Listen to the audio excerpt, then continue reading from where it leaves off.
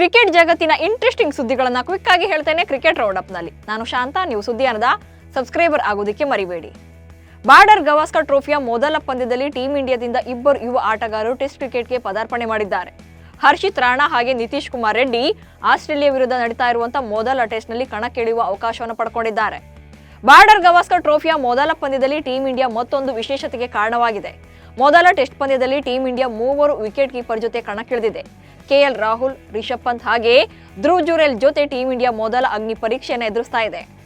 ವೈಯಕ್ತಿಕ ಕಾರಣಗಳಿಂದ ಬಾರ್ಡರ್ ಗವಾಸ್ಕರ್ ಟ್ರೋಫಿಯ ಮೊದಲ ಪಂದ್ಯದಿಂದ ಹೊರಗುಳಿದಿದ್ದಂತ ನಾಯಕ ರೋಹಿತ್ ಶರ್ಮಾ ಆಸ್ಟ್ರೇಲಿಯಾಕ್ಕೆ ತೆರಳೋಕೆ ರೆಡಿಯಾಗಿದ್ದಾರೆ. ರೋಹಿತ್ ಶರ್ಮಾ ನವೆಂಬರ್ 24ರಂದು ಆಸ್ಟ್ರೇಲಿಯಾ ಪ್ರವಾಸ ಕೈಗೊಳ್ಳಲಿದ್ದಾರೆ. ತಂಡವನ್ನು ಸೇರಿಕೊಳ್ಳಲಿದ್ದಾರೆ ಅಂತ ಬಿಸಿಸಿಐ ಮೂಲಗಳು ಬಹಿರಂಗಪಡಿಸಿವೆ. ಹಿಟ್ಮ್ಯಾನ್ ನೇರವಾಗಿ ಮೊದಲ ಟೆಸ್ಟ್ ಪಂದ್ಯದ ಸ್ಥಳವಾದ ಪರ್ತ್ಗೆ ತೆರಳಲಿದ್ದಾರೆ. ಐಪಿಎಲ್ ಮೆಗಾ ಹರಾಜಿಗೆ ಕೌಂಟ್ ಡೌನ್ ಶುರುವಾಗಿದೆ. ನವೆಂಬರ್ 24 ಮತ್ತು 25ರಂದು ಸೌದಿ ಅರೇಬಿಯಾದ ಜೆಡ್ಡಾದಲ್ಲಿ 574 ಆಟಗಾರರ ಬಿಡ್ಡಿಂಗ್ ನಡೆಯಲಿದೆ. ಇದರ ಜೊತೆಯಲ್ಲೇ ಮತ್ತೊಂದು ಅಪ್ಡೇಟ್ ಕೂಡ ಸಿಕ್ಕಿದೆ. ಮಾರ್ಚ್ 14ರಿಂದ ಐಪಿಎಲ್ ಪಂದ್ಯಾವಳಿ ಆರಂಭವಾಗಲಿದ್ದು ಮೇ 25ರಂದು ಮುಗಿಯಲಿದೆ. ಐಪಿಎಲ್ ಮೆಗಾ ಹರಾಜಿಗೂ ಮುನ್ನ ಎಲ್ಲಾ ಫ್ರಾಂಚೈಸಿಗಳು ಕೂಡ ಬಿಸಿಸಿಐ ಇಮೇಲ್ ಮುಖಾಂತರ ಈ ಮಾಹಿತಿಯನ್ನ ನೀಡಿದೆ.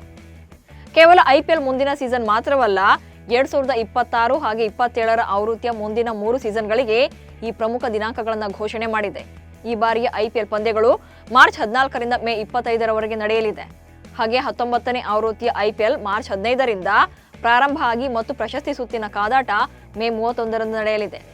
ಇನ್ನು ಐಪಿಎಲ್ 2027ರ ಟೂರ್ನಿ ಮಾರ್ಚ್ 14ರಂದು ಆರಂಭವಾಗಿ ಮೇ 30ರಂದು ಫೈನಲ್ ನಡೆಯಲಿದೆ.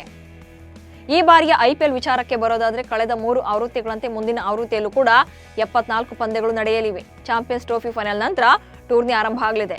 ಚಾಂಪಿಯನ್ಸ್ ಟ್ರೋಫಿ ಪಾಕಿಸ್ತಾನದಲ್ಲಿ ಫೆಬ್ರವರಿ 19ರಿಂದ ಮಾರ್ಚ್ 9ರವರೆಗೆ ಆಯೋಜನೆ ಮಾಡಲಾಗಿದೆ. ಚಾಂಪಿಯನ್ಸ್ ಟ್ರೋಫಿ ಮುಗಿದ 5 ದಿನಗಳ ನಂತರ ಐಪಿಎಲ್ ಹಬ್ಬ ಪ್ರಾರಂಭ ಆಗಲಿದೆ. ಐಪಿಎಲ್ ಮ್ಯಾಚ್ಗಳು ಸಾಮಾನ್ಯವಾಗಿ ಮಾರ್ಚ್ 23ರಿಂದ ಆರಂಭ ಆಗುತ್ತೆ. ಆದರೆ ಈ ಸಲ 9 ದಿನ ಮುಂಚಿತವಾಗಿ ಆರಂಭ ಮಾಡಲಾಗ್ತಾ ಇದೆ. ಇದಕ್ಕೆ ಬಿಸಿಸಿಐ ರೀಸನ್ ಕೂಡ ಕೊಟ್ಟಿದೆ. ಐಪಿಎಲ್ ಮುಗಿದ ಕೆಲವೇ ದಿನಗಳಲ್ಲಿ ವಿಶ್ವ ಟೆಸ್ಟ್ ಚಾಂಪಿಯನ್ಶಿಪ್ನ ಫೈನಲ್ ಲಂಡನ್ನ ಲಾರ್ಡ್ಸ್ನಲ್ಲಿ ನಡೆಯಲಿದೆ. ಈ ಫೈನಲ್ನಲ್ಲಿ ಆಡಲು ಟೀಂ ಇಂಡಿಯಾ ಕೂಡ ಪ್ರಬಲ ಸ್ಪರ್ಧಿಯಾಗಿರುವ ಕಾರಣಕ್ಕೆ ಆಟಗಾರರಿಗೆ ವಿಶ್ರಾಂತಿ ನೀಡುವ ಸಲುವಾಗಿ ಈ ನಿರ್ಧಾರವನ್ನು ತೆಗೆದುಕೊಳ್ಳಲಾಗಿದೆ ಅಂತ ಬಿಸಿಸಿಐ ಸ್ಪಷ್ಟನೆ ನೀಡಿದೆ. ವೀರೇಂದ್ರ ಸೆಹ್ವಾಗ್ ಅವರ ಪುತ್ರ ಆರ್ಯವೀರ್ ಸೆಹ್ವಾಗ್ ದ್ವಿಶತಕ ಸಿಡಿಸಿದ್ದಾರೆ. 229 ಎಸೆತಗಳಲ್ಲಿ 200 ರನ್ ಗಳಿಸಿದ ಅವರು ತಂದೆಯಂತೆ ರನ್ ಮಳೆ ಸುರಿಸಿದ್ದಾರೆ. ಆರ್ಯವೀರ್ ಅವರ ಈ ದ್ವಿಶತಕದ ಇನ್ನಿಂಗ್ಸ್ನಿಂದಾಗಿ ದೆಹಲಿ ತಂಡಕ್ಕೆ ಭರ್ಜರಿ ಮುನ್ನಡೆ ಸಿಕ್ಕಿದೆ. ಕೂಚ್ ಬೆಹಾರ್ ಟ್ರೋಫಿಯಲ್ಲಿ ದೆಹಲಿ ಪರ ಆರ್ಯವೀರ್ ಕಣಕ್ಕಿಳಿದಿದ್ರು. ಮೇಘಾಲಯ ವಿರುದ್ಧ ಡಬಲ್ ಸೆಂಚುರಿ ಸಿಡಿಸಿ ಇದೀಗ ಕ್ರಿಕೆಟ್ ಲೋಕವೇ ತಮ್ಮತ್ತ ತಿರುಗಿ ನೋಡುವಂತೆ ಮಾಡಿದ್ದಾರೆ. ಆಸ್ಟ್ರೇಲಿಯಾದ ಸ್ಟಾರ್ ಆಲ್ರೌಂಡರ್ ಗ್ಲೆನ್ ಮ್ಯಾಕ್ಸ್ವೆಲ್ ಮತ್ತೊಮ್ಮೆ ಇಂಜುರಿಗೆ ತುತ್ತಾಗಿದ್ದಾರೆ. ಫಾರ್ಮ್ ಕೂಡ ಕಳ್ಕೊಳ್ತಿದ್ದಾರೆ. ಇದೆಲ್ಲದರ ನಡುವೆಯೂ ಕೂಡ ಮ್ಯಾಕ್ಸ್ವೆಲ್ ಅವರನ್ನ ಆರ್ಸಿಬಿ ಫ್ರಾಂಚೈಸಿ ಆರ್ಟಿಎಂ ಕಾರ್ಡ್ ಬಳಸಿ ಮತ್ತೆ ತಂಡಕ್ಕೆ ಸೇರಿಸಿಕೊಳ್ಳಲಿದೆ ಎನ್ನಲಾಗ್ತಾ ಇದೆ. ಸದಾ ಇಂಜುರಿಗೆ ತುತ್ತಾಗುತ್ತಾ ಕ್ರಿಕೆಟ್ನಿಂದ ದೂರ ಉಳಿತಾ ಇರುವಂತಹ ಮ್ಯಾಕ್ಸ್ವೆಲ್ ಅವರನ್ನ ಆರ್ಸಿಬಿ ನಂಬೋದಾದ್ರೂ ಹೇಗೆ ಎಂಬ ಪ್ರಶ್ನೆ ಎದ್ದಿದೆ. ಪಾಕಿಸ್ತಾನ ವಿರುದ್ಧದ ಪಂದ್ಯದ ವೇಳೆ ಗಾಯಕ್ಕೆ ತುತ್ತಾಗಿರುವಂತಹ ಮ್ಯಾಕ್ಸ್ವೆಲ್ 1 ತಿಂಗಳು ಕ್ರಿಕೆಟ್ನಿಂದ ದೂರ ಉಳಿದಿದ್ದಾರೆ.